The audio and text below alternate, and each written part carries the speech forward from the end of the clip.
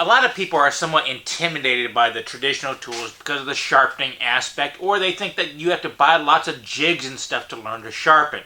And really that isn't the case. All it takes is a little bit of geometry knowledge. So that's what we're going to cover today.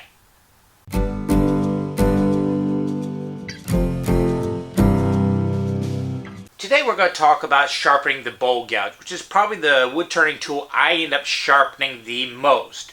And I normally will use a Wolverine, one-way Wolverine setup because it's very simple and I don't have to do too much thinking. But if you don't have that setup, there's a very classic technique. Stuart Batty calls it his 40-40 grind. It's kind of a catchy way to describe it, but it's been out there forever. It's how people generally sharpen these tools.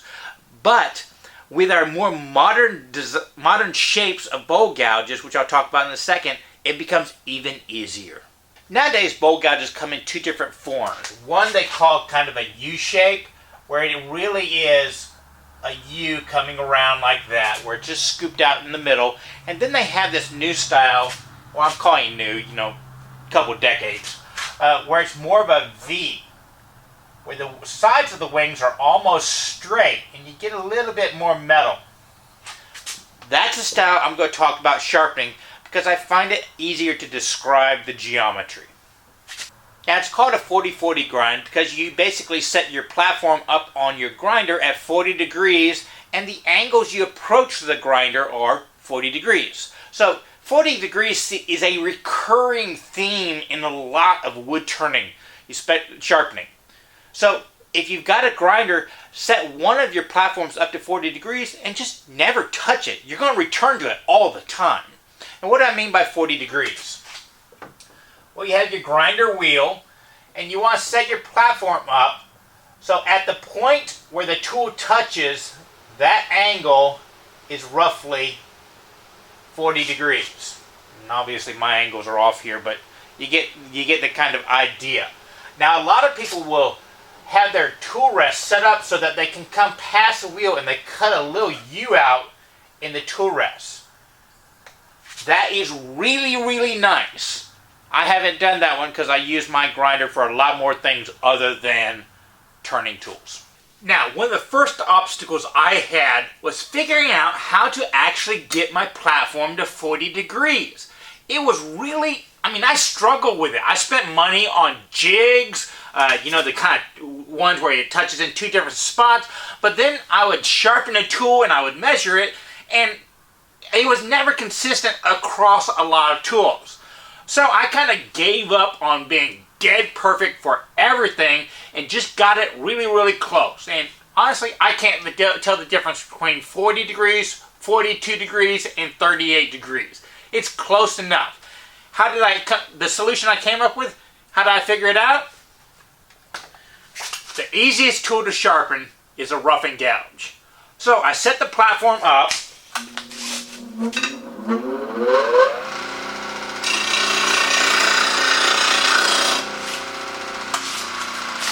I sharpened it, which is basically just keeping it flat, and then I measured the bevel on this one with my little protractor. Just drop it down to flat, eyeball the angle up, and whenever I got to the point where my platform was right at 40 degrees on this tool, I was all set. This one right here is about 42 degrees, so I want to raise it up a little bit, so a few taps on back. And I'm probably close enough right there. Next step was creating some reference lines on my platform. So basically, just using that cheap protractor once again, set to 40 degrees, I drew two lines on either side to get it right at 40 degrees. And those are easy references for me. A little Sharpie. If you ever need to remove them, a little alcohol will take it right off. Now finding the 40 degree bevel angle on the roughing gouge, which basically is just a straight flute, then you have your bevel that comes across, and then the base of it, it's kind of like that. Okay? Well, the 40 degrees, we are talking about this angle right here, along the base of it. And this doesn't change. It's basically dead flat. if you were to look at this tool directly at the side, it would look just straight across. And there's your bevel.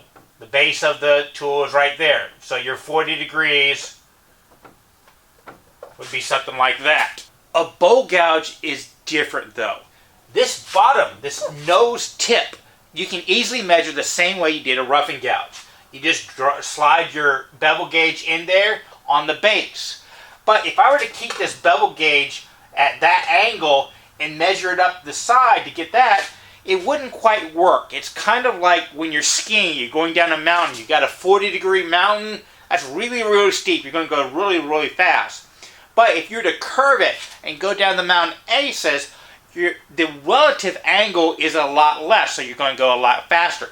So when you're measuring the angle on the wings of a bowl gouge, you kind of have to turn your protractor sideways so it is perpendicular to the wings themselves.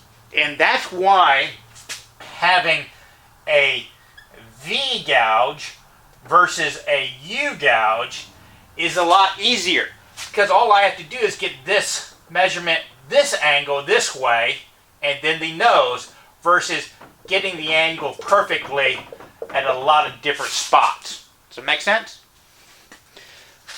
So if you notice my bowl gouge, the wings are flat at this angle and at that angle.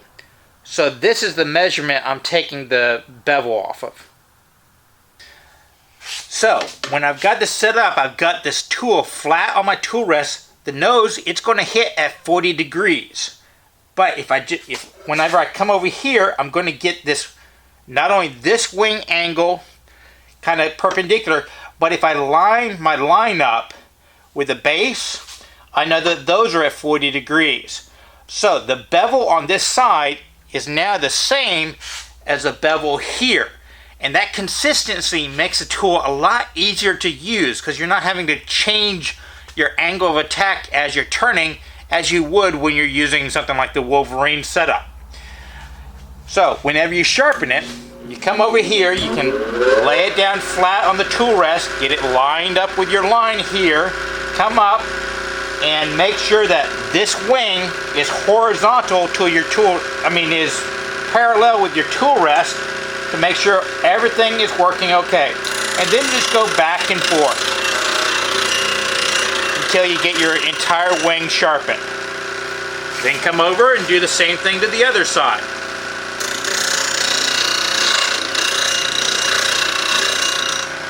And then all you need to do is kind of swing it from one side to the other to blend that nose together.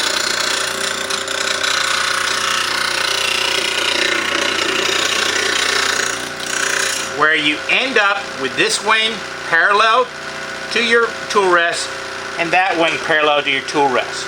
Now when you do that one, you're going to get very straight wings. I will tell you, I like a little curve to my wings because I do a lot of shear scraping. Yeah, I know. It's not technically the way the experts like it. So what I will do is when I'm doing my side wings, I will kind of not change the angle, the rotation here, so that it stays parallel with the wing stays parallel with my tool rest, but I will somewhat kind of change the angle back so it just kind of goes all the way across a little bit. And do the same thing to the other side. So this angle right here, I'm not as critical about, to get that slight curve to my wing that I like. And then just blend it together. There you go. A nice edge. Well, I hope that simplified it for you. I can almost guarantee the first few times you try that, it's not going to be the most elegant of sharpening. You're probably going to have bevels all over the place. But, after a day or so of doing it, it'll make sense to you. It'll be more comfortable, and you can just walk up to the grinder, put a fresh edge on it, and get back to work. It is especially nice leaving one of those platforms to that 40 degrees, because you can use that setup for a lot of different tools. And once you got it set up, it really is walk over, turn it on, one side, the other side, and then blend them together. Try it out, see if it works. You might actually like how it cuts even better.